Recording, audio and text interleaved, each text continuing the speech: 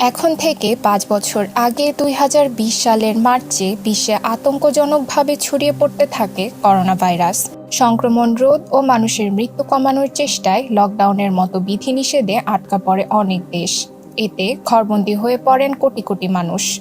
মানব ইতিহাসে লোকজনকে এভাবে বিধিনিষেধে বাধা পড়ার ঘটনা আগে আর কখনো দেখা যায়নি।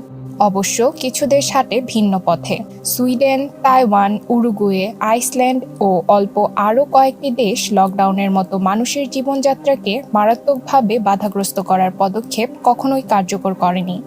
এর বদলে দেশগুলো বেশি সংখ্যায় মানুষের একত্র হওয়ার উপর নিষেধাজ্ঞা আরোপ, ব্যাপকভাবে করোনা পরীক্ষা, সংক্রমিত ব্যক্তিদের কোয়ারেন্টিনে রাখা বা ভ্রমণে বিধিনিষেধের মতো পদক্ষেপ গ্রহণ করে।